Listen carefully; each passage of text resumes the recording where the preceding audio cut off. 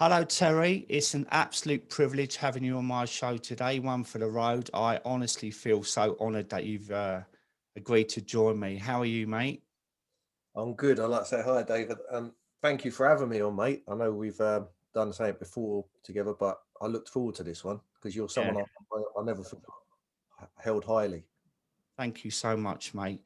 Well, I normally like to start actually is where you grew up, what was your childhood like, and move from there, really. Okay, so childhood, I was born in Hammersmith, Queen Charlotte's. Um, I think I was as a baby was in Chiswick, then moved to Norfolk, Middlesex. I think I was around about 4 or 5 then. So I lived on the Wood End estate, started off on there, a council estate in Norfolk, on the borders of Greenford.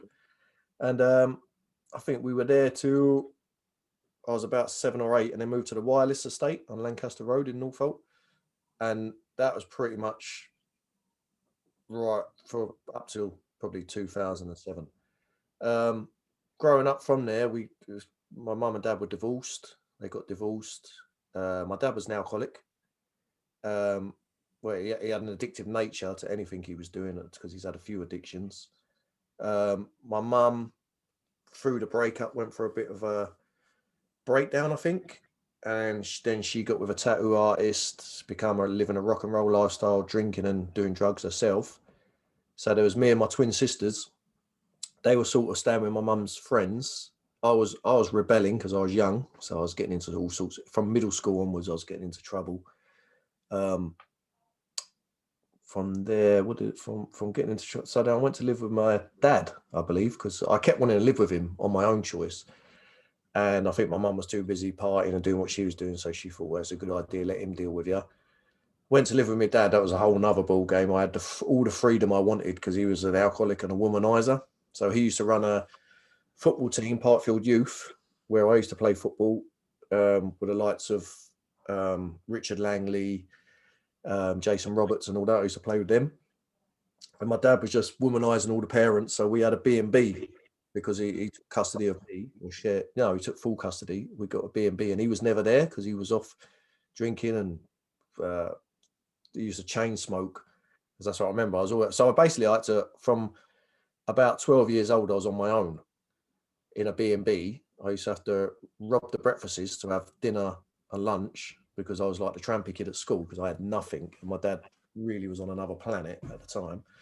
Um, from there, I got sort of the people got involved. This is other parents on the football club.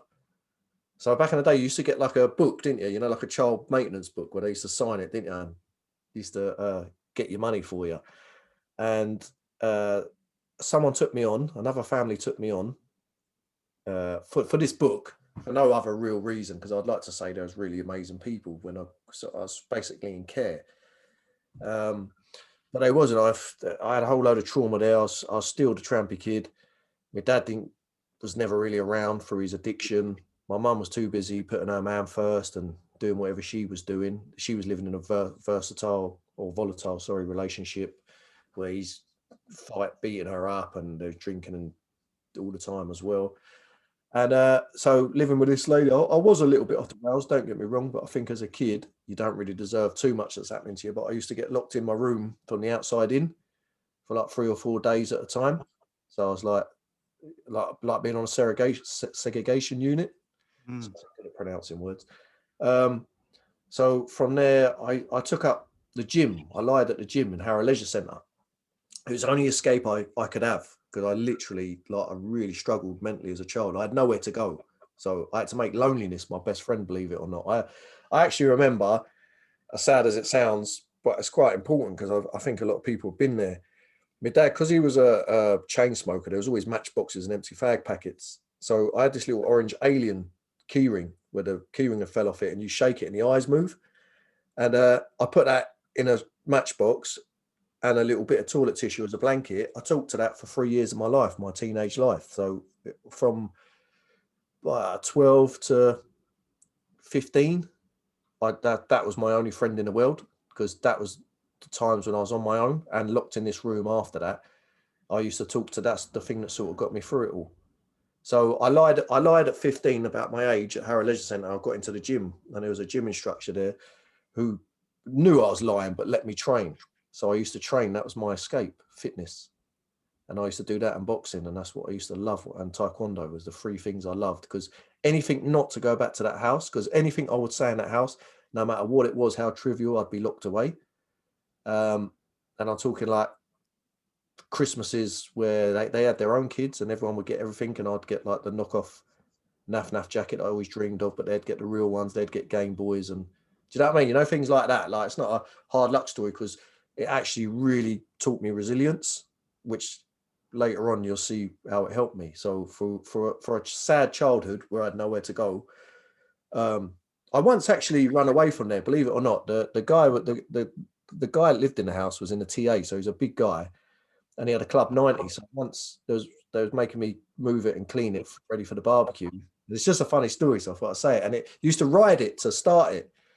So I rid it and it would never start. So I rid it all the way from Harrow to Norfolk to go to my mum's, just to try. I thought, oh, fuck it, I've got to tell her that I need to talk what's on my mind and what I'm going through at the house. And I got there, they weren't there. So my sisters were there, and they said, they're coming back from the pub in a minute. I had to hide under the bed because my stepdad used to hate me. So I hid under the bed, and he knew I was there because I see this Club 90. He looked for me. He actually beat me up, broke two of my ribs. And I had to ride this bloody thing back and get locked away again for 3 days in this house for the privilege of riding his bloody Club 90 around the thing. So, yeah, the funny story of that is what I'm saying. When you tried to, this is how, bad it was. You tried to escape, to actually, you built the courage up, think, you know what, I need to talk and get some help here. But there was no, believe me when I say there's no help there. So, yeah, so I sort of made loneliness my friend from a child. I imagine that the gym, though, when they knew that you were lying about your age and they accepted you into the gym, that the acceptance there must have been so strong for you, because quite of your childhood was surrounded by rejection, wasn't it? Of being locked away and Yeah, I think that was like, I can't never forget the guy's face, like when they, that, that's what I think, like you said, yeah, because it was acceptance, and it was someone that actually gave me a break, you know what I mean? That actually, that my taekwondo teacher, because as a kid I used to watch Bruce Lee films, and it was the only fantasy I could outlive of something that I actually enjoyed watching. That was my escape. And the gym instructor, or he weren't, I think he like, whoever's, he was on the desk, so he was like a manager or whatever he was, a trainer. I don't know what his position was, but he'd check your membership when you went in and whatnot, and still be training people. But he used to see me walking, because he actually said to me, he said, I see you walking home tonight and you was shouting out, swearing and that. He said, I just want to make sure you're all right in yourself. I said, no, I was arguing with God that day. He said, what do you mean? And he actually took the time to listen to me sometimes. And I remember the situation. I was walking back from the leisure centre, but I'd been boxing, so I wasn't actually in the gym side. And I think he was either walking or he was whatever. And I was actually out, and I remember it vividly because I was arguing with God because I couldn't afford a jacket. So I only used to have my school blazer. And it was absolutely hammering down. And I had no one would ever be there to collect me. So I had the biggest ass walk to do. And I was arguing with him all the way, saying that you're not going to break me, no matter how wet you get me and all that. And that particular night, although he remembered it, is what I'm saying, is when someone actually took notice of me, if you know what I mean, like you just said there, acceptance, someone just actually noticed that. I asked me if I was all right. Because that day, particularly, I got back, I was arguing with God all the way, because that's the sort of weird things I used to do. And I sat there with my mate in the shoebox, the keyring, the little orange alien. And because I weren't allowed a door key, they'd all gone to the nans. And I had to wait 2 hours soaking wet in the bin shed. They used to have bin sheds at the front of the houses. So I was sitting in there talking to my alien friend, still arguing with God about the reason why can't I have a jacket? Everyone else has got one. So, but yeah, the acceptance of him was, you know what I mean? He actually realised a couple of things, and that's things that I still remember now at 43 years old. I can't forget it. yeah. Probably gave you the foundation of who you are now, which we'll talk about later. But Yeah. so what happened after that, Tel? So from that, I went to done the usual things. I've got an apprentice builder with a friend of a friend, done quite well at that, quite enjoyed, just being around people. I think, the banter, yourself on the banter of it was a bit like, now I found sort of a purpose or a life. And from that, I started trying my hand at loads of different things. I had a van. I was a man in a van. My dad was for this company, and I got in with them. And cut a very long story short, from being a man in a van, I got on with the area manager and ended up being offered my own depot with the funding of this palletized freight company. And man, from like that was at 21, or 22. So from that age there, all of a sudden I had my own depot. Well, I had two depots. I started off with one, and I had two. And from nothing to having all my mates on the council estate working for me, all cash in hand, because everyone was on the dole. I couldn't get anyone. I didn't even know how to employ someone normal. I just used to go, "Do you want to work?" "Well, mate, I've got to collect me UB40 next week." Do you know what I mean? I was like, "Well, I'll pay you cash in hand." That was when the good old days. I know I'm not proud to say it, but that is exactly what happened. I can't lie. I would be honest. Next thing, I've got my mate on tag working there. Everyone's working there. They're doing all the delivery. Like my mate's on tag doing a delivery to Wormwood Scrubs. We used to deliver the biscuits there on palletized freight. That's how it was. Comical times. But on the good point of that, all of a sudden, I was turning over like £3 million a year turnover. So the profit was unbelievable. And I bought Chris Evans's Ferrari that he bought for Billy Piper, put 1,000 red roses in it, the 360 Medina. I was driving around the council estate doing 50 grand's worth of damage over the speed bumps in Ferraris, and drinking in the Greenwood. You know what I mean? People like, it was unbelievable what we were doing, and everyone that was worked for me was getting looked after. When we had a speedboat down in Rye that we used to go out jet skis. Like the area managers used to come up. Yeah, this is how council estate ghetto we was. They used to come up for big meetings about tackling other areas, and we'd be on the sand dunes on the quads, come back all messy and sand in our hair and all that. Like, "You're an hour late." Say, "Sorry, mate." That's how ghetto. That's how ghetto we was. But from that was like, they were good times. I didn't know what I was doing. I spent all the money. I bought pubs, partied. I was drinking for days on end. I was on the cocaine. I was doing whatever was happening at the time. I was partying. Do you know what I mean? I was paying for expensive bands to come down to a pub in South Harrow. That's how bad it was. You know what I mean? Paying thousands of pounds. Who do we have down there? Like the song Imagination. Oh yeah. Is it Ron? No, not Kenny Thomas. We paid this guy thousands anyway, and he was like a right diva. He wanted a room with lights, like a changing room and all that. We was just a pub. Yeah. And he's never ever performed in a pub, but we paid this guy about £6 grand or whatever it was to come and perform. Filled up the pub with all the council estate people. It was an unbelievable night, that was. But, I suppose it's such a contrast to what you had before, though, wasn't it? Yeah, from nothing to like being able to have anything you wanted. Yeah. But I was never going to be able to hang on to it though, because like I was a kid that never had nothing. So if you give me everything, then I want it, then I could have it. You know what I mean? Like that Ferrari, I literally, as mad as it sounds, I went to Cosa Rosso in Park Royal and I bought it in cash. And the French guy, when I went in there, I'm in my work clothes, transport clothes. He said to me, "I don't think can I help you?" And I said, "Yeah, I'm looking to buy one of these Ferraris," because I didn't buy the 360 first. I bought that second. I bought a 355 first, Spider. And he's this French guy said, "No, I don't think you want it at other car garage next door." I went, "No, I want to buy a Ferrari." And I had like the satchel with me, like full of half the money. Because I used to have to pay everyone in cash. Every week I pull out like 40 grand in cash out of the bank in that West to pay all my wage bills. And then tuck away like 15 grand myself every time. And in the end, I said, "Can I speak to the manager?" The manager came out and I showed him my money, and the French guy had to make me a coffee and deliver my second car down to Rye, Sussex for me. But it was amazing when you walk in there as a kid with all tattoos, gold. They didn't want to know you. But yeah, I brought that cash. From nothing. It's a bit like the scene in Pretty Woman with Julia Roberts. That's it, yeah. They looked you up and down and thought, "What's he want? Is he here to clean the toilet or something?" And you had a satchel full of pound notes. Yeah, I had 74 grand in it, yeah, to buy a car. And Julia Roberts was a lot more prettier than me, though. I don't know. So what was your drinking like in those days, though? If you had all this money and you was one of the lads and Ferraris and pubs and that, what was that like? Yeah, man. Well, it's like you imagine I was suppressed for so long, Dave, that like I said, I was only really had loneliness, and the orange alien got the boot at this point because I've got a few quid, so I thought, hang on, I've got some real people now, so he got the boot, and I bought pubs and that, so I was partying, and I was partying hard, and I'm talking like from I never really used to do drugs as a kid, to be fair, but then I found cocaine then as well, you know, like people, oh, try a bit of that. That was it then, wasn't it? You know, like I was out for 3 days, benders, drinking, suicidal for 2 days afterwards. Do you know what I mean? And yeah, I was drinking, partying, womanizing, unbelievable. Well, I ended up with kids from all different relationships, from coming from a broken home myself, so I never wished to do. I ended up repeating the process myself through partying, though, you know, because I literally could have anything. I was pulling up in, it don't matter if you was the ugliest geezer in the world, when you're pulling up in Ferraris and you're just taking a piss, basically.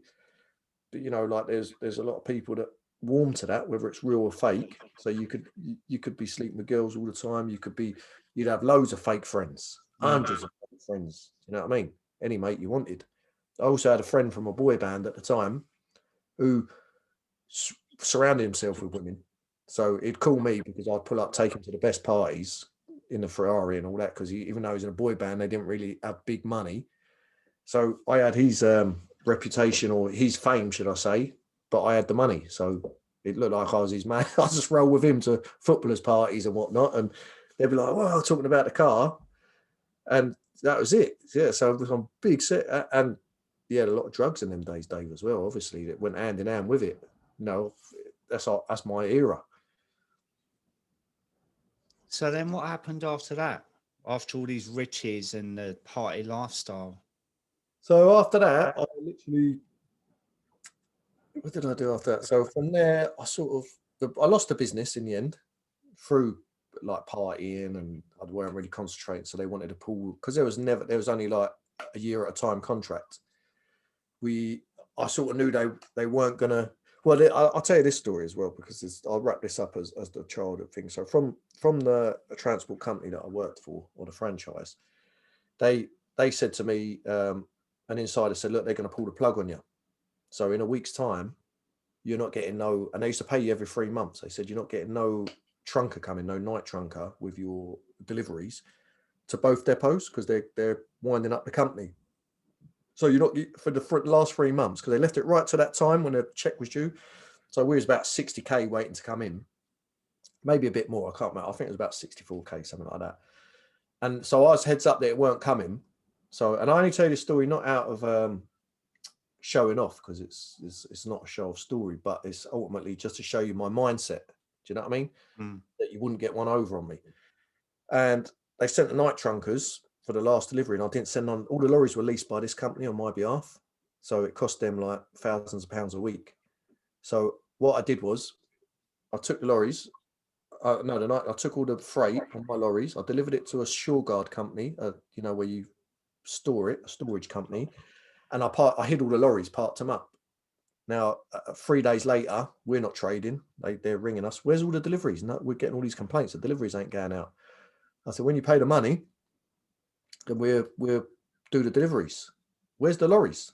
I said, well, the lorries, you can have the keys to them and the location once you pay your debt. So we went all the way up to the main office, 2 hours drive.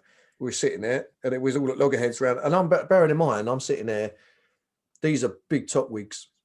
Me and my business partner, I have 2 workers.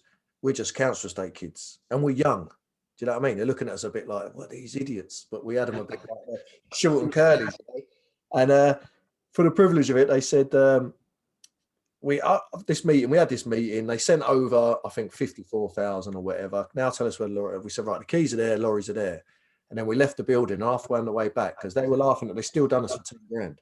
So, and bearing in mind, because I had subcontractors as well. And the one thing I was never going to do is let people down in life, because I always believed in my own word.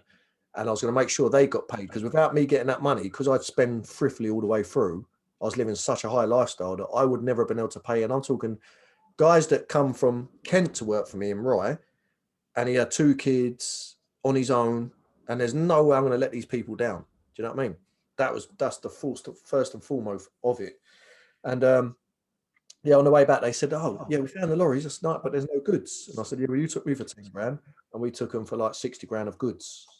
So for next week, we're set all through Norfolk in the pubs and that. We were selling all the goods, like plasma TVs, photos, bottles of scotch. I know it's a funny story. I know it sounds so wrong, but if you really understood how a big company tried to, Yeah. take down, not myself personally, because I was earning money, but it would have had a knock-on effect to so many people that, like my people, the working class people, and that's one thing I've always been protected of Yeah. in my life.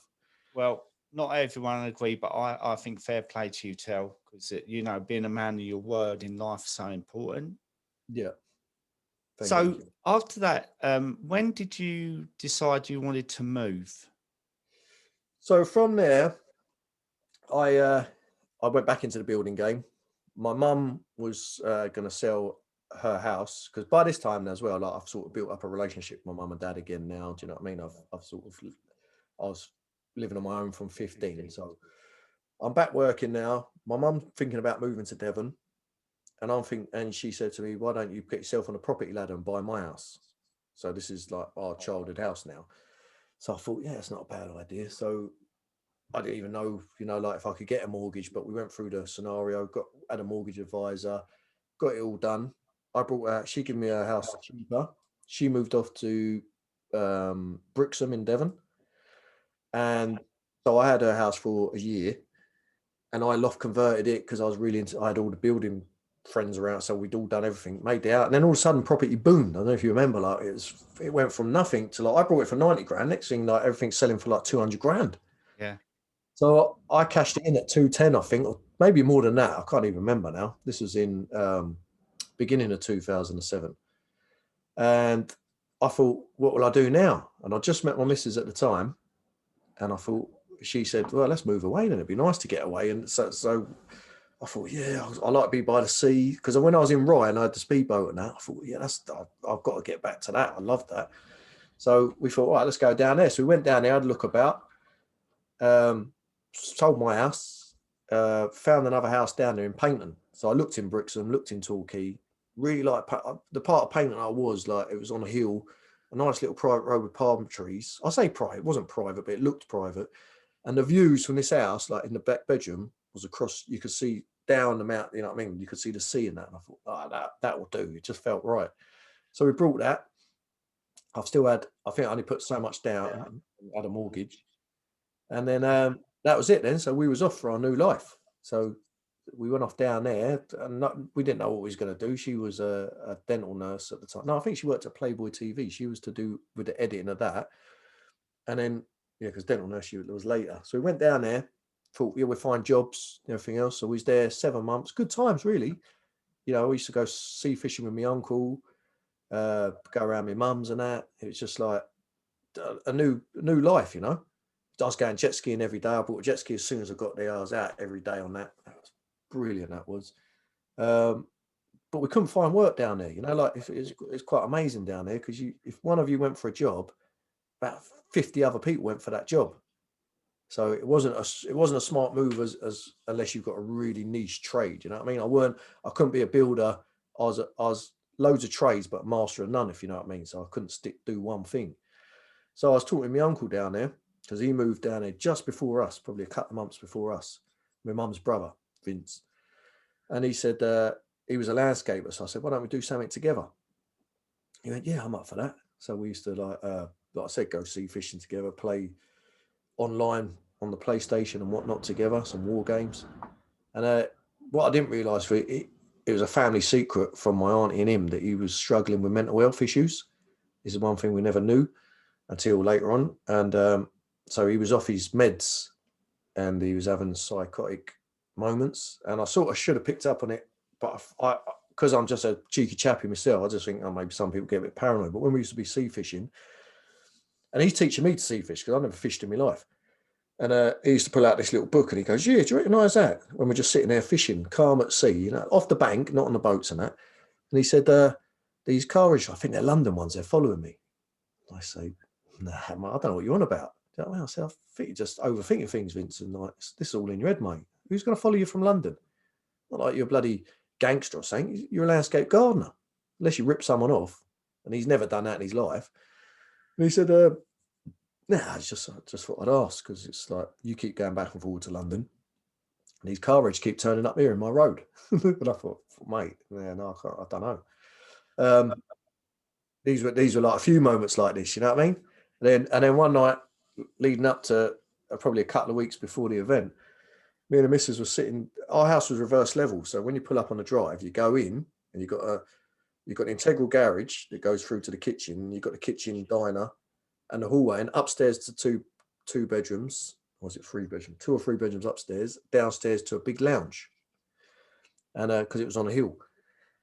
So if you imagine that, and we got a gate at the side and all that, one night we're sitting there and he was knocking on the door a couple of weeks before this window, and we didn't realise he was knocking at the door. And he don't ring you or nothing, because I don't think he had his phone. He's jumped the fence and everything. He's fucking peering through the back doors. We watched, jumped out, me and hers jumped out of our skin. And he thought it was highly hilarious, you know what I mean? But I just thought, again, you know, like I'd find something like that quite funny if someone, you know what I mean? So again, I didn't really look nothing into it, but I think he was trying to catch us out to see what he was up to or whatever, if we're aspiring against him. Well, like paranoid. Yeah, like you know, like the way there's a joke, isn't there, that when someone does it jokingly, and there's a way that someone, you know, it was totally different the way he done it, sort of thing. Although again, I didn't really pick up on it then, even though we spoke, and my missus was saying from that night, something a bit funny about Vince, you know what I mean? I was like, nah, he's all right. It's just, you know what I mean? A bit paranoid here and there or whatever.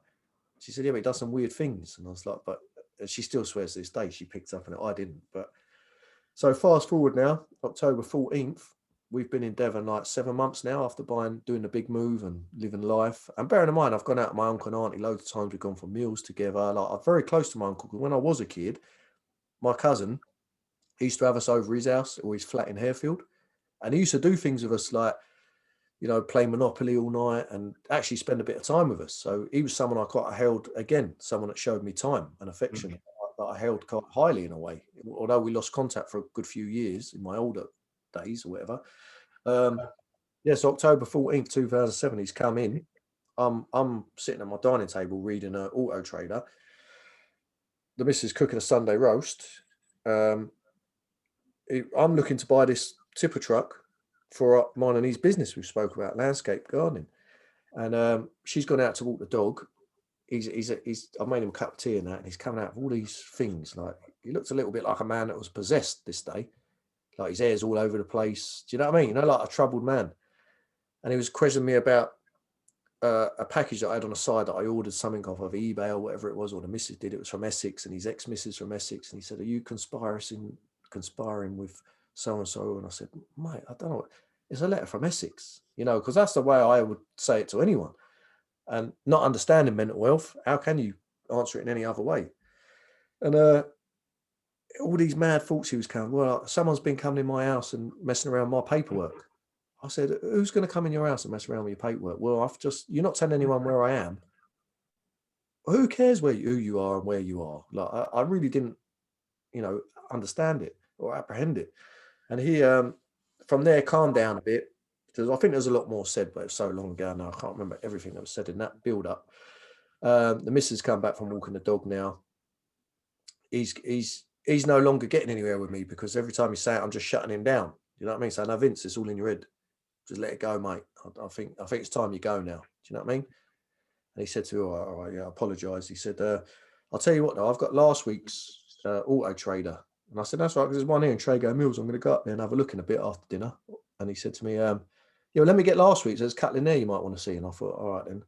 So he's gone out the door, shut the door to the kitchen, and you've got to walk down the hallway out the front door. And he said, I shut the door because of the dog. The dog did used to run away. So we went, all right. And me and the missus looked at each other, rolled our eyes, thought, Jesus, what's the matter with this guy today? You know what I mean? He's on one. Next thing, shit, man, he come in, slammed the door. He's got a petrol can, red jerry can, no lid on it, and a disposable yellow lighter in his right hand. And now he's come back even more possessed. You know what I mean? Like the whites of his eyes have gone grey. I can't even explain. Like, you know, like you're just sitting there, and I'm sitting at the table with an Auto Trader in my hand, a hoodie on, waiting to go out. He's pouring petrol over his own head now, standing next to the table, telling me that he's looking for answers that I can't answer. And he said, I know it's to do with you lot and all that, and I'm going to kill whoever it is. And today I'm going to take you all with me and all this and that. And he's, but at this point, I still don't believe he's actually going to do so. I think this is a cry for help, maybe. Do you know what I mean? Maybe it's naive of myself. I don't know. I thought, there's no way this guy's going to do this. And then I'm arguing with him in this fact, saying to him, Vince, you are totally effing mad, mate. This is all in your head. You know what I mean? And the only person who's going to end up dead today is going to be you. You know, like, because you're doing some madness. He threw some petrol then over the table that splashed up me. and she's gone to go out the integral door because she's sitting by this. I'm going to let the dog out. He said, you ain't effing going nowhere. And he said, and you, it's definitely something to do with you and all. And he went to go for her then, whether he's going to throw petrol or what, I don't know. So I've had to step up. I grabbed him. We're both in a fight. Bearing in mind there's petrol on the floor. He's pulled it over his own head. I've got wood floor in my kitchen diner. And we're now wrestling, fighting. But he slipped. And bearing in mind, he was quite a stocky guy as well. So lucky enough, I say lucky, but none of it was lucky. But it was lucky for me that he slipped on the petrol. So I fell on him. But as I slipped on him, he knew that she had already got out because I said to her, fucking run. So she's gone out the door. I heard the door sort of shut or make a noise. He smiled. He's trying to spark this lighter. The lighter's not sparking, not lighting, but on about the third or fourth spark. And he's grinning at me as he's doing this. It sparks and it's like a bomb. I can't even explain it. I've never seen anything like that in my life. I've seen someone set fire to petrol when you're young, but never ever. It was like a fireball that was like something out of a movie. It was unbelievable. But in my house, literally, I couldn't see through the fire and I'm breathing in fire and smoke. So you can't breathe because it's burning your lungs. Everything's burning now. And the only thing I could see, my patio doors up there was a set of patio doors with a metal rail. There was no balcony because I'm on the first floor. So all I could see was a ray of light coming through as I'm trying to get out. So as I'm trying to get out, I'm trying to drag him with me because I still got hold of him because I don't know what he's situated. But there's chairs, tables, everything in the way now where I've kicked off the chip. You know what I mean? The chair behind me. It was quite a tight gap anyway. I'm trying to overcome all that to get to the light. In the end, I've had to let go of whatever I'm trying to do. I've jumped the balcony because it's so intense. Let myself, I've jumped, I say the balcony, the rail, I've jumped that, hit the deck, rolling on my decking, trying to pull off my top because I'm on fire. Pulled my hoodie off, pulled my t-shirt off. I'd had Adidas tracksuit bottoms on that were like a shell suit material. I've literally got a waistband left of that, my socks, my trainers, and my pants because everything that's burnt away. It's melted, like most of it's melted to different parts of my legs and that. All my hair's gone because I used to have like, style my hair or whatever. My eyebrows, hair, everything's gone. I've hit the decking, pulled all that off, looked up. I could hear him like moaning and groaning sort of thing because it must have been intense because it was intense for that short amount of time I was in it. So I've run back up through the house, through the bottom, through the living room because obviously our patio doors were open downstairs. Back upstairs, see the kitchen door shut, ran out the front, the garage doors open because I wanted to check the missus got out. And I couldn't find her, so I run next door to our neighbour's house, and she's in there, and she's like, "Oh my God, what the fuck did he just do? Like, what happened to? What's going on?" I said, "I don't know. I just need water," and I splashed some water in my face. At this point, I didn't actually feel that bad. I just felt like a flash burn sort of thing. Not that I've ever had a flash burn, but when I looked in the mirror, I just didn't have hair or eyebrows, so I splashed water in my face. I was a bit red, and next thing you could hear the house sizzling, frizzling, and all that. And she's got 2 kids. I think her name was Karen. I said, "Come on, we need to get out with the kids and all that in case of the houses blow up because we still got the dinner on, so the gas is on and everything in our house." So we come out the front. I've had to sit down now on the curb outside my house, opposite the road, looking at my house, knowing that he hasn't come out. And there's all of a sudden the whole neighbourhood's coming out because it was this like quite quiet road. And a neighbour, we told him about the gas. He's gone out and turned the gas on the outside off. And then one of the neighbours was a nurse and put wet towels around me and all that. And then when we're sitting there, and I was thinking he ain't come out, but I know she's all right. I was looking at my skin. My skin was dripping off my fingers and my ears. Like I was trying to wipe my face and skin was coming off. It was like internally burning. Like it's like a scene out of RoboCop, he jumps in the acid. And then I started to feel a bit weird. Then I thought, like the little anxiety starts kicking in, thinking, well, shit, this ain't normal. You know what I mean? And I was a little bit starting to feel a bit cold. And then the ambulance came, everything else. They put me in the ambulance. They shot me with morphine. Then I sort of blanked out. Then I remember my missus saying, "I love you. I'll see you soon." And she was in a white boiler suit when the police were taking her away. And then they rushed me to Torquay Hospital. Then I got to Torquay Hospital, and all I remember was my dad was there because my dad was staying down with us at the time, but he was working. I think he was doing a part-time job or something, and he was there. He was the only one there I could hear because they had me in all these big tents, like in a bed, but with a big tent over me and everything. Everyone was rushing around. That's all I remember. It was mayhem, but it was all nurses around me. And I was like, my body was shaking. I couldn't stop my body from convulsing on its own, on the shock.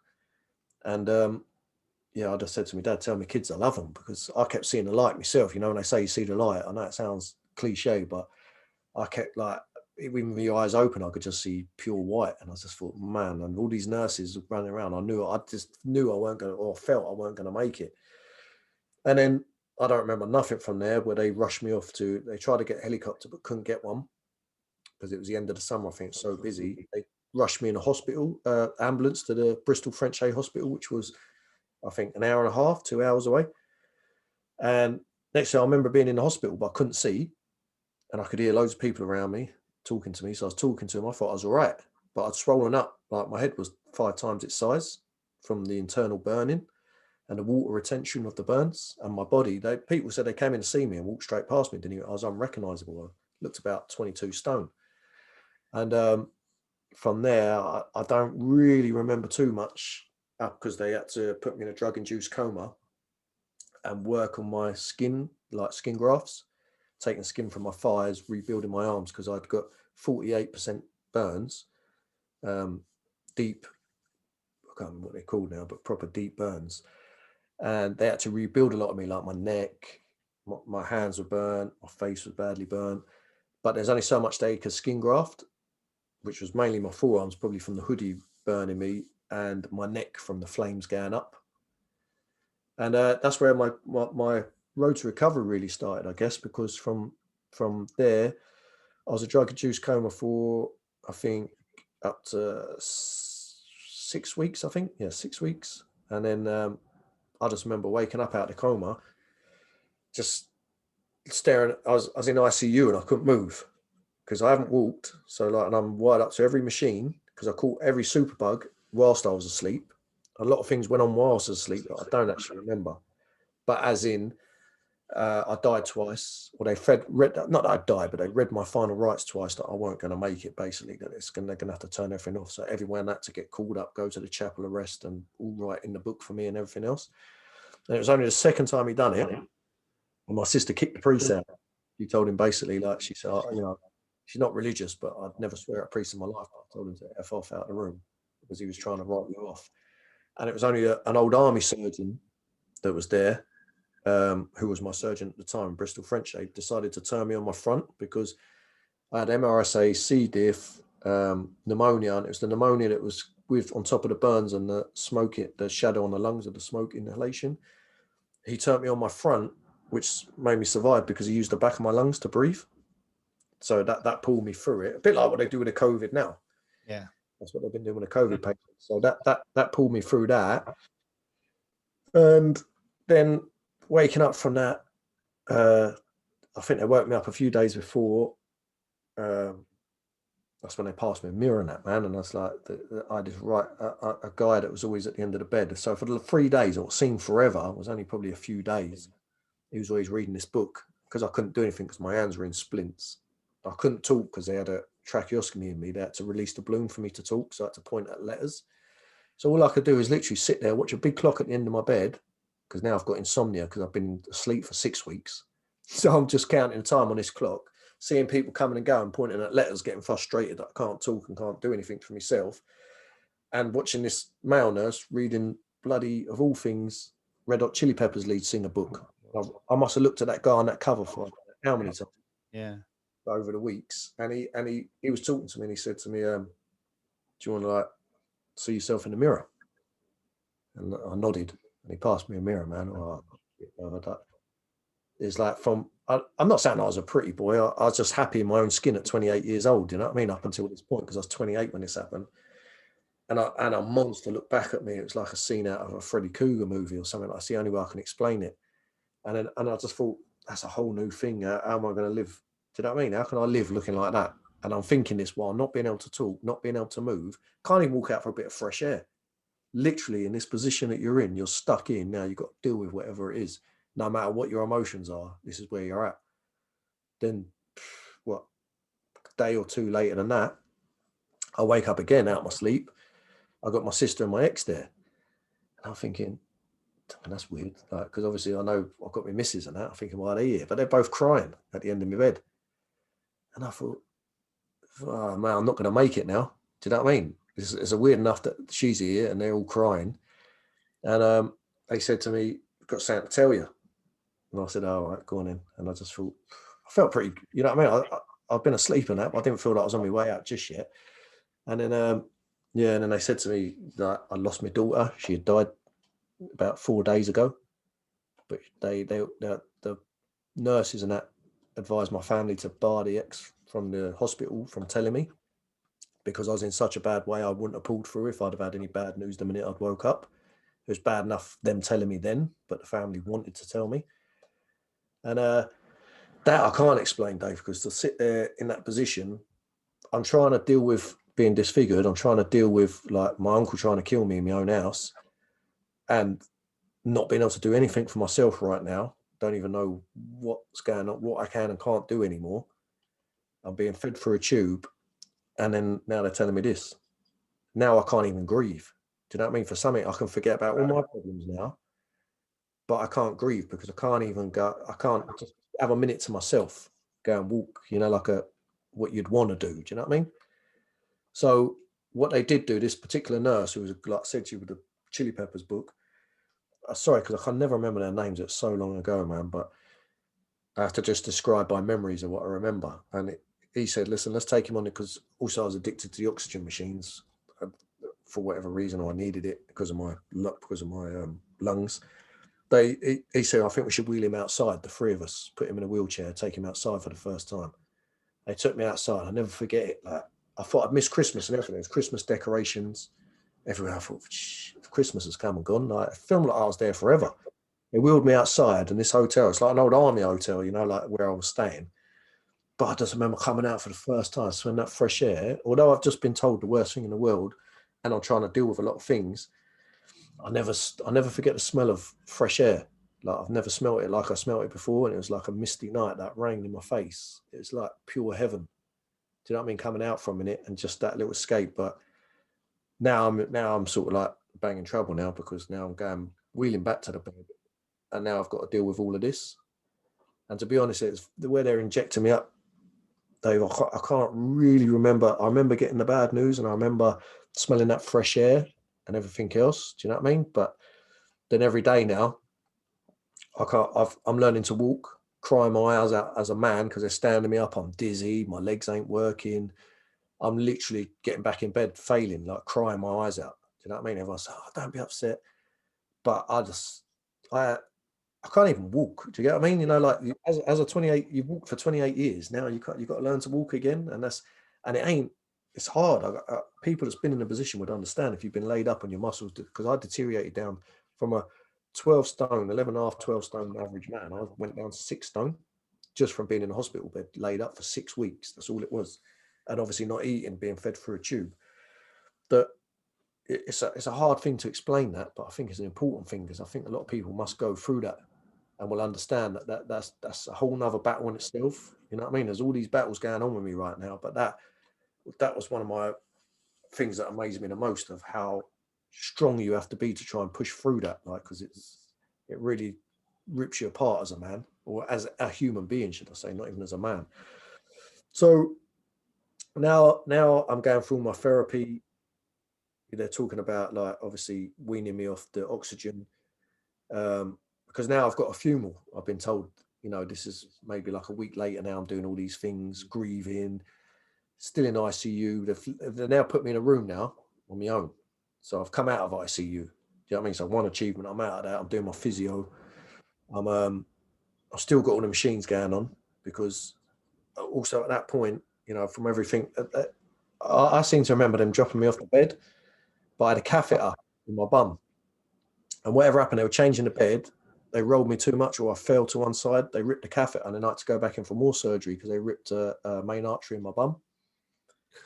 So fucking the whole, like, it was like a blood scene in the bed. Do you know what I mean? So I'm on my way to trying to get myself back to me.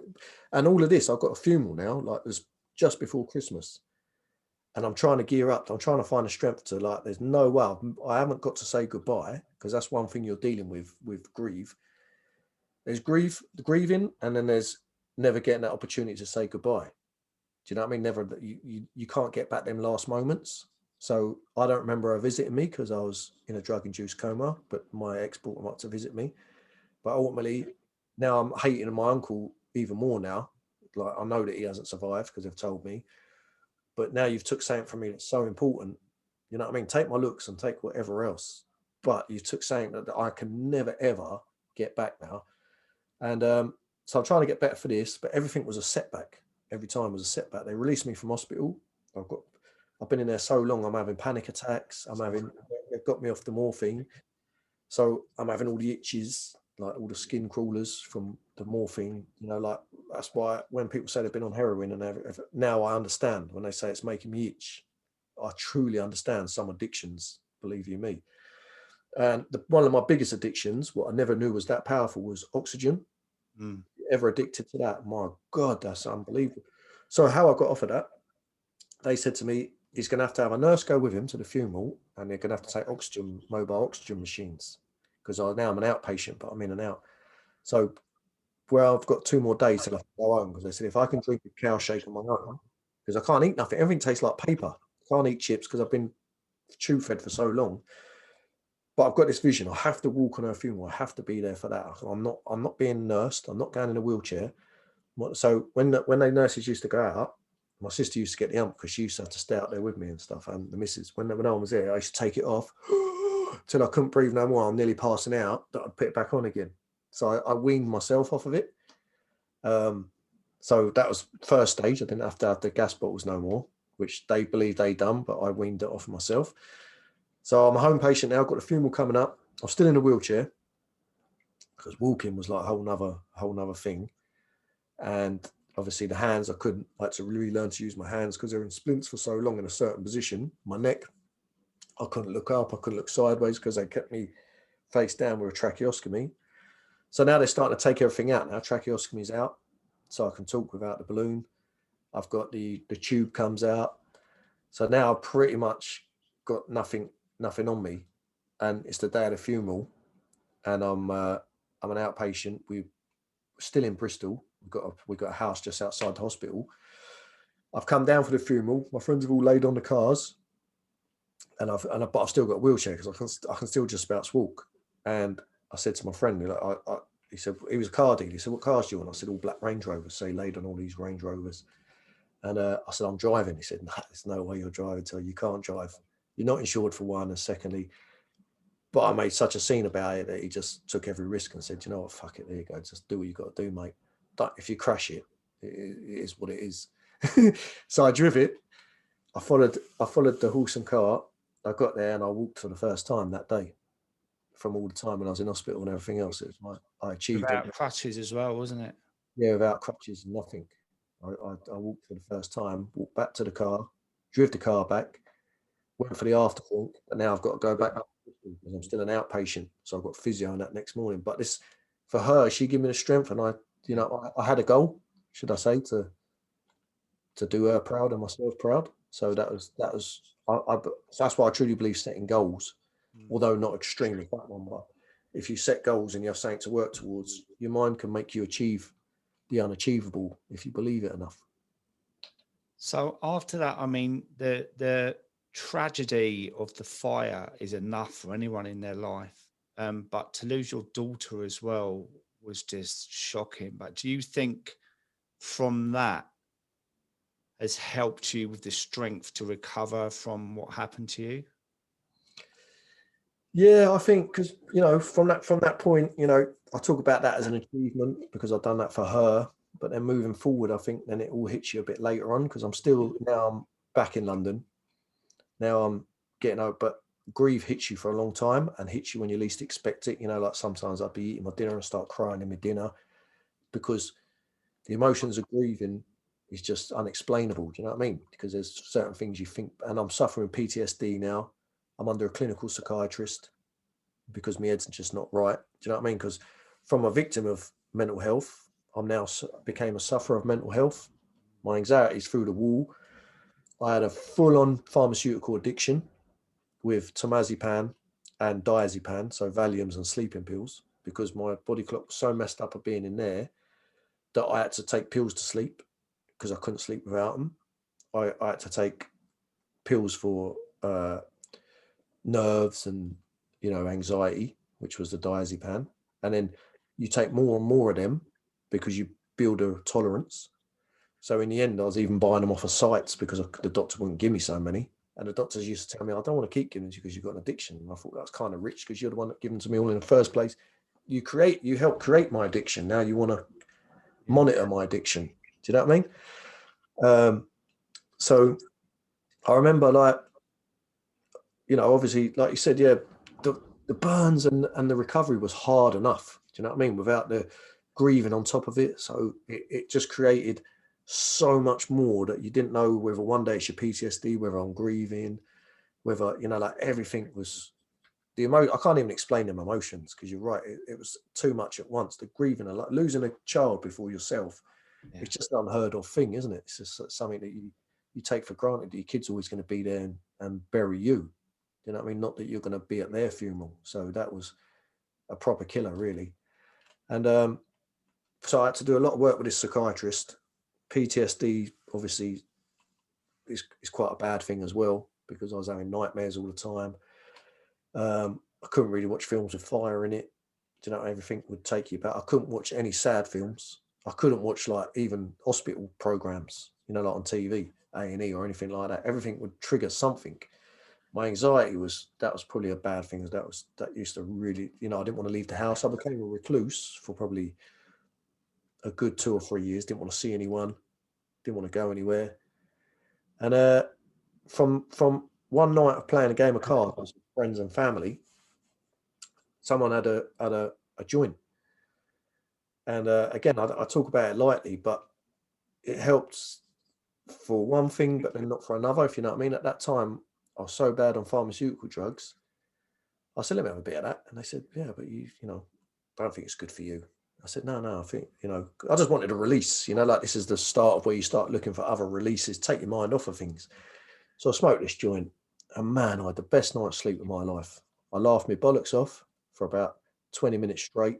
I thought it's the funniest thing I've ever done. You know, like I haven't laughed in I don't know how long because of all of this. Got the munchies because I didn't really have an appetite. So I ate, laughed, and slept. I thought, this is the bollocks. Now I'm a stoner now, because now I thought this is the new thing. I've given up all the pharmaceutical shit. Thought, get rid of all that. This is a new thing. And like I said, I know it's not the answer, but for me at that time, I've got to say it helped me in a way. Escape. Yeah, it was my escape. Yeah. And the emotions that it gave me really did help. Do you know? All the things I weren't doing. So if you could have done that in moderation, maybe it would have helped. And you know what I'm saying? But I do believe that was better than the pharmaceutical drugs that was ruining my guts and whatever else. So yeah, that was my new addiction. Now I became a stoner. I was already a recluse up until that point, so I can't say how it made me reclusive, although people say it does.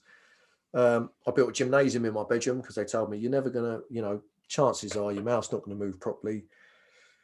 Your legs will probably come back to normal in time because you've had skin grafts and that is going to be tight, you know what I mean, through your scars and whatnot. Your neck might not get full function. You've got to accept all of this. And you might not never work again. But you're certainly never going to box again or anything like that.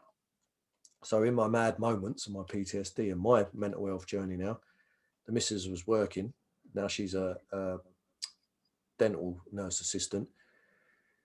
I've built a whole gym in the living room now. So she's come back one day. I've got a boxing bag in there. I've got a rowing machine, multi-gym. She thought I'd totally lost the plot now. The whole living room, you know, you can only just about see the telly for a gym. Every day she's at work now, I'm hitting this bag till my hands are bleeding because my nerves were so badly burnt that it was really sensitive just to touch them. Yeah. So I punched this thing till my knuckles bled every day until that came back. I laid off the end of the weight bench doing weights, stretching my neck every day till that came back. I stretched my mouth every day till that came back.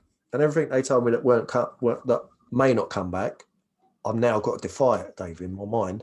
I've always defied everything anyway. If you tell me I can't do it, from a kid, it's always, that resilience has always been there. This is why I go back to saying about my childhood, because that built me for what I needed later on.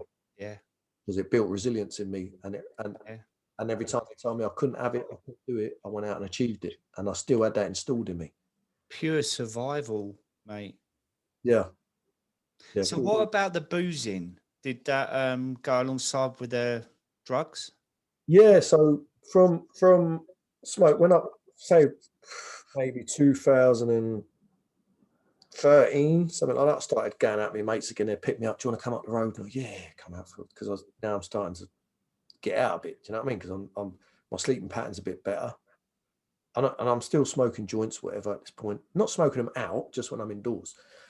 And then I think it was my birthday, threw a surprise party for me, which I weren't happy about. The missus done it. My mate could come pick me up, and it was me mate that laid on all the Range Rovers, and he's someone who's so busy, whenever you ring him, he's just about to get a call back, you know what I mean? And all of a sudden he's turned up like, I need you to come somewhere with me. And I thought, oh, all right then. And I was all excited because he one of them friends that excited me because wherever you go, it was something exciting.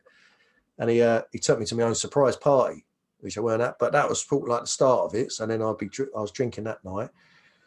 And a few friends started to, so I was trying to get a bit of a social life back. So I'd go out I'd wear a baseball cap and golf gloves because my hands were look like Michael Jackson, like a white Michael Jackson, you know, everywhere I went.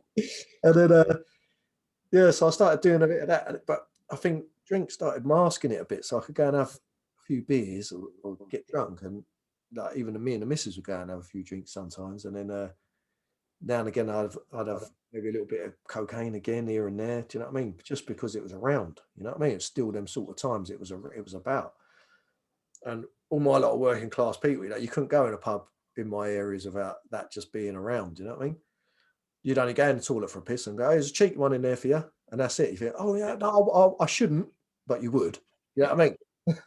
And then, so I think I was just masking everything then, Dave, because like I said, as you can imagine, with everything that was going on, it don't leave you, it's still in your head. So I was sort of trying to get a life back and probably trying to relive my youth a little bit, but through masking, because when you was drunk, the feeling of being drunk, you forgot about all your inhibitions, didn't you? You forgot about all your problems. Now I could be who I used to be, a character, or my alter ego, or who I thought was funny. And you know, don't get me wrong, it was, yeah, it's a right laugh. I think I was actually quite a right laugh, but I'm quite a laugh anyway, but I thought I needed drink to do it. Do you get what I mean? Because I've got a good personality. But yeah, so I've done a lot of that. But what that actually led up to in the end was one night I was sitting in the working man's club with all my friends that I'd normally go and play football on a Friday, go and have a few afterwards. I really did have a few drinks this night, and I was sitting there with everyone. I should have really been happy, but then I thought I was having some depressive thoughts because it was all coming. The drink was bringing back the bad thoughts again. You know what I mean? Yeah, all the bad memories. And I just thought, fuck it. I actually don't want to be here no more. Because I just thought to myself, my daughter ain't here. I'm disfigured. I'm dealing with a lot of insecurities now because I think, how am I going to hang on to my relationship when I look like fucking Freddy Krueger? How am I like, nobody's going to take me? You know what I mean? I can't walk around without anyone going, cool, what happened to you? And by this point, like now, I've put a tattoo on my face because I think I'm a warrior in my darkest times. You know what I mean? I think I'm like the white Mike Tyson or whatever I was thinking at the time. And being burnt with a tattoo on your face and a gold tooth and all that, you know, I just look, I don't know what I must look like to people. You know what I mean? I try to do good things and everyone's judging me. And I just thought, man, like I just had enough. And the drink really pushed me to a darker stage of that. And that night, I was thinking about driving into a tree and all that. And my pal, sort of like from back in the day, was an old villain, and I shouldn't even say this really, but he had an old sawn-off, and that's what I took in the car with me. I went and got it from where it was, which didn't make people was very unhappy about that. But it was saying that, you know what I mean, should never have riz again. But I took it and I texted everyone my goodbyes, and I sat in another pub, got myself another drink, sitting there on my own in the car, and I was literally to just toying with it under my chin. It had one cartridge in it, and I was going to blow my own brains out because I totally had enough at that point. And then my friends, who a couple of them turned up and took it out of my hand. One went and threw it in the canal, got rid of it. And then all the police had come and all that because the family had figured out, they'd told the family where I was. But my pals come there and actually saved me from doing years inside. And and saved my life. And then the police come, and I've never really being a Count State kid, I've never really had much love for the police because I was a bit of a rogue when I was young. But I just remember one police officer that was actually genuine. Do you know, like a genuine guy that was like actually talking to me and just being genuine, saying like, you know, I know we're police officers and that. This is from South Harrow Police Station. And he said, generally always here, you know, like if you ever feel like this. And I'll never forget that, you know what I mean? For a policeman to be, I thought that was like, then they don't even exist anymore. But that was a good I took from the night. And from that night, I was sitting there. It's quite funny because we all ended up having a drink in the pub, in the same pub I was going to blow my brains out in. Like my rich mate come up there, it's never got the time. So all the people, all of a sudden there's about 12 of us there. And I was just quite happy to have a bit of company, you know what I mean? To think like who was actually there for me. So I guess from going to do something, turned out to sort of be a cry for help. Because some friends that I thought like, you don't really give a shit, do you know what I mean? You're just hanging about because it's a sad story. But it was all there. And yeah, that's what drinking done for me. So from that, I sort of decided to not drink on the head. I thought, if that's what it does to me, bring back all bad memories like that and drive me to that point of that I'd selfishly take myself away from my loved ones and my other kids. Yeah. I mean, because it's a selfish act, which I believe. And for me, yeah, that's why I don't drink anymore. And it's not because I can't, it's just purely, but I just don't want all that bad shit in my mind. Yeah. Brings back the memories and it haunts you, doesn't it? And I hear you there, mate. I came home one night myself and I personally thought I was ruining everyone's lives. Yeah. I'm better off dead. All these weird thoughts that I was having. And I was literally scurrying through all the drawers for tablets, anything, you know, to take, because I was in this space of they're better off without me. And I couldn't find any. And I woke up in the morning on the floor thinking, my God, what would that have meant for everyone else around me if I'd have done that, you know? Yeah. And that it's an awful place to be. But for you, is that where things changed for you after that? Yeah, because after that, I started to think to myself, you know, I've got to change my mindset here because my mindset's all wrong. Because, you know, like I'm now living on the person of pity. You know what I mean? All this happened to me. Why did it happen to me? And I'm holding on to all this luggage, should I say, and all these things rather than, you know, setting goals and trying to figure out an identity for myself of who am I now? This is, you know, why let something what's changed me hold me back? So I started to work on my own mindset and start thinking to myself, you know, I need to have goals and things that I can focus on and things that what I've always thrived on all my life is that you can't do that. So now I have to set my own goals. So I set goals as in that I wanted to give back and help others because I thought if I'd been through all this and I was laying in that position in my hospital bed, maybe it would have took another man. And I don't say this in a sexist way because I know there's burn surviving women and women in their position, but I wanted me personally, for me, I wanted another man to be sitting by my hospital bed to have been where I'm at now, but to have been through the other side to where I am now. Do you get what I mean? And be sitting there just to tell me, look, I was where you was laid up there. You know, maybe I didn't lose my daughter, but I'm going through all the emotions of you looking in that mirror and you trying to walk for the first time again and all the things they're telling you you may not be able to do, but I'm here saying to you that you may be able to do them. And I'm living proof because I done it. And I'm just a man like you, no different. And that's what I feel I needed at that time. Like a brotherhood, I needed another man just to tell me that I understand. And that is what I took with me from it, that I wanted to give back. So, and I was telling this to my psychiatrist, and she obviously I was in a bad place, and she was saying to her, give it time. You know, you wouldn't possibly be able to help anyone yet. You need to work on yourself. So that's what I did then. So I give up drinking, I give up weed, and I was doing all the things I've never done in my life. For a man from a council estate kid that would just eat any old crap or whatever. And I still eat crap. I'm not saying I don't, but starts taking a nuka honey, you know, like looking into little alternative, holistical, natural things rather than, and I would just work on my mindset, set goals as in it. Right, they're telling me I can't work with people because I'm in a bad, so I'm going to prove everyone wrong. And then I'm going to set up my own charity. And I thought, how can I do this? So I spoke to my pals and they said, you need to have, like you said, goals. What do you want to do? I said, what do you want to achieve? And he said, I know a good thing. I run Tough Mudder once. You should maybe set that as your goal to inspire others. So I thought, right, let's do it. Let's do that. I'll train for that. And that was the thing. And I'm going to make it. I want to make a documentary to show someone from what you can come back from and what you can achieve. Because why just talk about it? I need to show it. I need to live it and show it. I need to be from where I was to completing that, and visually show someone that it's possible, rather than just a story is just a story. Do you know what I mean? So I done that. Then I went. I was talking in alcohol groups because my mum done a women's group, Alcohol Anonymous, in Uxbridge, and they agreed to let me film and talk there, and I changed a lot of their lives. Now I sort of thought, like, and I never wanted to work with women, bearing in mind, I thought, no, I just want another man. Then I thought, no, I'm not going to I'm going to work with everyone, because wherever I can make a difference and whoever's life it is, everybody needs it, because I was lonely as a kid. I was alone in my road to recovery, but what I can do is make sure someone else ain't alone.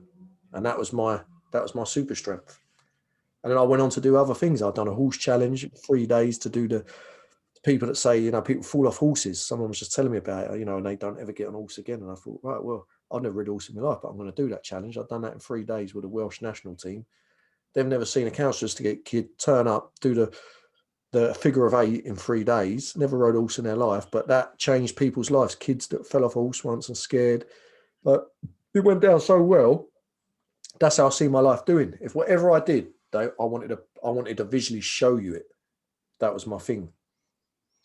I wonder how important that police officer was that day, where he took the time out of his job role to sit and listen to you, how that affected you later on, that it gave you the feeling that you want to be there for others as well, because that must have been a pivotal part for you as well.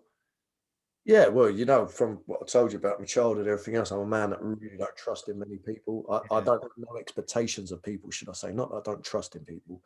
So everything's like a duck, water off a duck's back to me. But things that you do remember, yeah, that day I sort of entrusted in humanity again, I guess, because a man in his role really, and for like when you see all your friends up to no good and they're all getting carted off for the right reasons, but you think, oh, that's me, mate. Do you know what I mean? And we'll, maybe in the council estate duck and dive when we're young. Do you know what I mean? And you think like you're just trained to not think they're compassionate people. But for him, and it wasn't like a major pinnacle, but it was just to show that the few words that he did say was powerful and genuine. Yeah. And that's what I like that in life still to this day. I'm because I've never had nothing, and like I said to you, I'll give you my story so you can understand my mindset. Is that I'm a very good reader of people. Yeah. I've had to be. So I know if someone's energy is good or not. And that's when I do come across it and I meet people like it, I sort of hold on to it, and it makes my heart smile, because I think that is a beautiful thing. Because there's not much of that in the world. You don't come across it very often. But every time it does, I could tell you, my brain's like a flicker pad. I could remember millions of situations of a good person. I mean, I came across you probably a few months ago, and I watched your documentary, and it gave me goosebumps, mate, because I was brought up in a rough area as well, and I had to live off my wits. Nothing like you, where you were locked in a room and stuff, but I can relate to a lot of your childhood, and my drinking escalated out of full control, and it dominated my life. I become a recluse in myself with my drinking because I felt safe on my own. I was let down by a lot of people in my life, and like you, I like to see the best in people, but I'm also quite streetwise as well, and it takes a lot for me to sort of trust someone. So I can really, really relate to your story, and it's literally mind blowing how so amazing. What a role model you are, Tel. Honestly, you're just such a role model, and I know people listening to this podcast will agree with me that the way you've turned your life around with the tragedies you've had is just so impressive. And I think you're going to inspire a lot of people, whatever they're doing in their life, to just think to themselves, right, I can do this now. Nothing is impossible. There's a lot of people that are struggling with booze, drugs, whatever it is, gambling. And to hear your story is so, so inspirational. And I just feel so grateful that you've agreed to share it with me today. So I feel so humble around you, and I want to thank you so much. No, thank you. I really appreciate that, and I was excited to do it with you. You know, like I said, and what I like about you, Dave, is the same thing. Is that I always knew that from when we first spoke, that we both come from the similar upbringings, because all roads to recoveries are the same, but we can always take something out of someone's life, no matter how small or how big. And I know probably from when I first met you, you probably the same. We both could have probably. Well, I definitely. So I definitely could have went down a whole criminal life, because it was just there. That I could have found a family in that, and I did venture into some of it, but I could have went a whole. And I don't really have any regrets. The only thing I'd do if I could change it was obviously have my daughter here. That's my biggest thing. But if I didn't go down that road I probably wouldn't become the person I have, you know, through the bad times. And that's what I'd say, what you just said there, for people that are struggling with things, this ain't it. You know, like, you know, some people just think this is it. It's not, because you can be whatever you want to be, and it's all and it really is. I truly believe. Like, my father-in-law is in addiction. He's owns DDA, him and an American guy, and we talked a lot over the years. And I truly believe, like, look, I've done it. I've had pharmaceutical addiction's addiction, right? And correct me if I'm wrong. I know everyone's journeys are different, but an addiction is an addiction. So whether you've got pharmaceutical addiction, a cannabis addiction, cocaine or drink addiction, it's all about our mindsets and just working on the problem and finding your identity of who you are. What do you want to be? Do you know what I mean? Do you want to be that this is it, that you want to, because we only get one life, Dave, as we all know. And that's what I sort of thought, is that although I live to give back, because that's like you said earlier, this is what I really enjoy doing. There's no better satisfaction. If I can help the next man or the next woman, no matter how small or how big, there's not a better feeling than that, because I could never get that. So I'm fulfilling the gaps for, if I can make a difference somewhere. And I believe that that's what people need to sit. If you're sitting there at your lowest point, or you're masking a problem, or it's just generally an addiction or whatever, don't think that's it, man. Because if I thought that was it, I'd have blown my brains out that night, and I wouldn't be here now to be helping anyone. And I think we're all loved by someone, and we should all in life aspire to be whatever, because you can do whatever you want to do. The only limitations are your own mind. Yeah. That's the truth. 100%, mate. I relate to all that. And, you know, a lot of people know how I've turned things around. And, you know, I get messages now by people, and it blindsides me sometimes, because they say, the fact you replied to my message 2 years ago made me stop drinking. And I don't even remember the message, but it was the fact that I acknowledged it. Yeah. By saying a few words like, you know, just be positive, you know, think where you could be in 3 months' time. This could change your life. And then I carry on with my day. And that has changed everything for them, but not just them, their families as well, you know, and their loved ones around them, that all their lives are improved by just that one message, you know. So I absolutely hear you, mate. And for anyone listening to this, I urge them to watch your documentary on YouTube called Trial by Fire, right? Yeah, the Terry Dunnage story. And you're rewriting your book as well. Yeah, we're rewriting the book. We're actually re-editing the documentary as well, purely because it's an hour and a half that's on YouTube.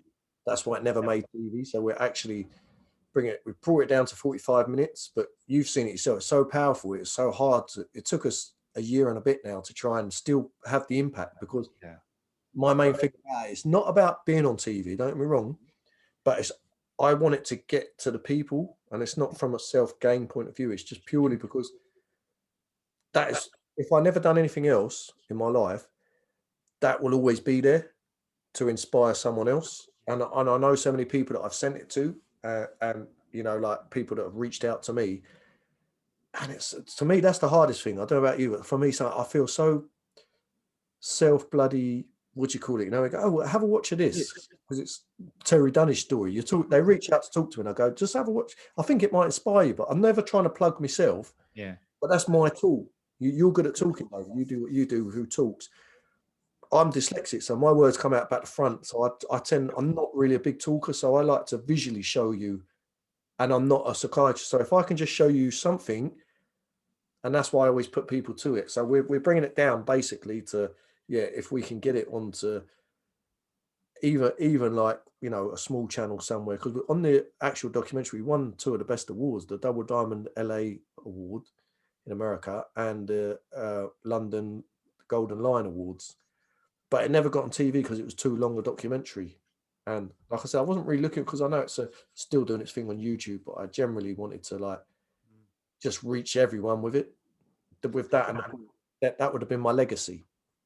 Well, mate, I can honestly say it is beautifully done. It is so moving, especially at the end as well, where you finish the Tough Mudder, and then you were in your recording studio, and doctors said years ago that you wouldn't be able to sing or use your mouth properly, and you actually recorded the verse yourself, didn't you, in the charity song, which is really good, actually, by the way. I love it. That was about getting back to my feet again, wasn't it? Everything is because of an inspiration. That, you know, they said to me in the studio, they said, "Well, you write the hook and you do it." And these are all artists, by the way, in the limelight. And I said, I love music. I love it because I think music resonates with all of us. A song reminds us of something or something like that. So I thought, all right, cool. And they said, it's got to be inspirational. So it took us all of about an hour to write it, lay it down and do it. And yeah, it's just another experience. It's just, you know, another thing, because I'm not a singer, and it's just another thing that I think, no, if you tell me, because I'm not a singer, I'm going to do it now. Yeah. The mindset is always, that's why I tell everyone, if someone even if you think you can't do it, that's your own limitations right there. Forget anyone else telling you. That's, if my brain tells me, nah, that's silly, you can't sing, you sound like a husky bloody, do you know what I mean? My voice is a weird voice, but then I thought, you know, done it. And people, like you said, a lot of people liked it, and my thing was just so important, the message. It's always the message in it is so important to me. But thanks, and you know, but that is the message right there. Is that exactly? I'm not a singer, but I still done it. 100%, and that's what I want to bring across to everyone, that people that say, I can't do this, you absolutely can, and you are solid proof of that, mate. And you've warmed my heart today. You really have, mate, and I mean that. And I'm just so grateful that you've joined me. Thank you so much. No, thank you for having me, Dave. I really appreciate it. I appreciate I'm gonna get in the car one day, and I'm gonna drive down to see you, mate, and give you a big man hug. Yeah, I look forward to that, mate. I look forward to it. All right, Tel. Thank you so much, mate, for joining me, and we catch up soon. Thanks, Dave. Take care, mate. Thank you, mate. Cheers. Cheers.